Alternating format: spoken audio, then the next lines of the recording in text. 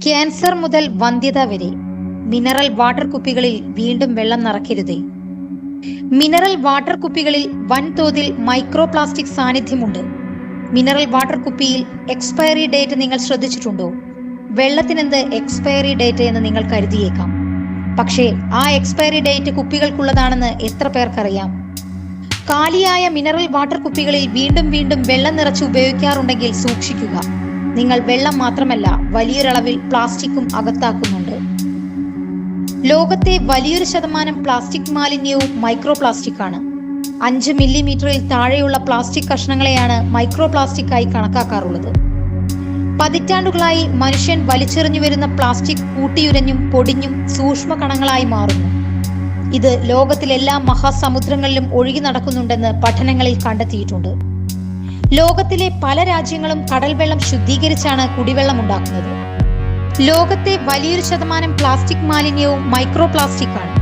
5 മില്ലിമീറ്ററിൽ താഴെയുള്ള plastic കഷ്ണങ്ങളെയാണ് micro പ്ലാസ്റ്റിക്കായി കണക്കാക്കാറുള്ളത്.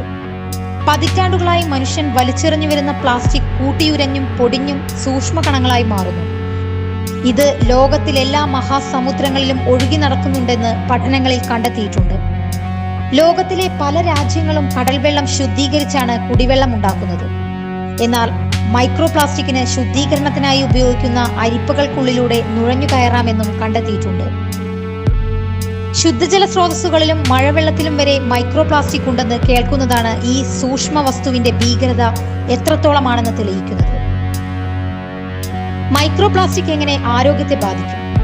മനുഷ്യനുൾപ്പെടെ എല്ലാ ജീവജാലങ്ങൾക്കും മൈക്രോ പ്ലാസ്റ്റിക് വളരെ അപകടകരമാണ്. ഇൻസുലിൻ മരുന്നുകൾ പ്രവർത്തിക്കുന്നത് തടയൽ, പൊണ്ണത്തടി, പ്രതിരോധ ശേഷി കുറയ്ക്കൽ, വന്ധ്യത തുടങ്ങി ക്യാൻസറിന് വരെ മൈക്രോ പ്ലാസ്റ്റിക് കാരണമാകാറുണ്ട്. ഇതുകൂടാതെ ശരീരത്തിൽ പ്ലാസ്റ്റിക് അടിഞ്ഞുകൂടി മറ്റു രോഗങ്ങൾ ഉണ്ടാകാൻ സാധ്യതയുമുണ്ട്. മനുഷ്യന്റെ രക്തത്തിലും മുലപ്പാലിലും വരെ മൈക്രോ പ്ലാസ്റ്റിക് കണ്ടെത്തിയിട്ടുണ്ട്. മൈക്രോ പ്ലാസ്റ്റിക് ശരീരത്തിൽ കയറുന്നത് തടയാം. മൈക്രോ പ്ലാസ്റ്റിക്കിനെ തടയുക വളരെ ബുദ്ധിമുട്ടുള്ള കാര്യമാണ്. പ്രധാനമായും വായുവിലൂടെയും വെള്ളത്തിലൂടെയുമാണ് മൈക്രോ പ്ലാസ്റ്റിക് ശരീരത്തിലെത്തുന്നത്. വെള്ളം തിളപ്പിക്കുന്നത് മൈക്രോ പ്ലാസ്റ്റിക്കിനെ നശിപ്പിക്കുന്നില്ല. വളരെയധികം തവണ ഫിൽറ്റർ ചെയ്ത വെള്ളം കുടിക്കുകയാണ് മൈക്രോ പ്ലാസ്റ്റിക്കിനെ ഒരു പരിധിവരെയെങ്കിലും തടയാനുള്ള വഴി. മിനറൽ വാട്ടർ കുപ്പികൾ ഒഴിവാക്കി കട്ടി കൂടുതലുള്ള ഗ്ലാസ് ബോട്ടിലുകൾ ഉപയോഗിക്കുന്നതായിരിക്കും നല്ലത്. ടാപ്പുകളിൽ നിന്നും മറ്റും നേരിട്ട് വെള്ളം കുടിക്കുന്നത് നല്ലതല്ല. വളരെ സങ്കീർണമായ മാസ്ക് ഉപയോഗിക്കുന്നതും മൈക്രോ പ്ലാസ്റ്റിക്കിനെ തടയാൻ ഉപകാരപ്പെടും. എന്നിരുന്നാലും ഇതിനും പരിമിതികളുണ്ട്. എങ്ങനെ മൈക്രോ പ്ലാസ്റ്റിക്കിനെ കുറയ്ക്കാം?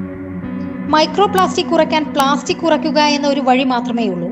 പക്ഷേ പ്ലാസ്റ്റിക് ഇത്രയും പ്രാധാന്യമുള്ള ഒരു സമൂഹത്തിൽ പ്ലാസ്റ്റിക് കുറയ്ക്കുക എന്നത് വളരെ വലിയ പ്രതിസന്ധിയാണ്. പ്ലാസ്റ്റിക്കിന് പകരം ഉപയോഗിക്കാവുന്ന വസ്തുക്കളെ കണ്ടെത്താനും ഇതുവരെ സാധിച്ചിട്ടില്ല.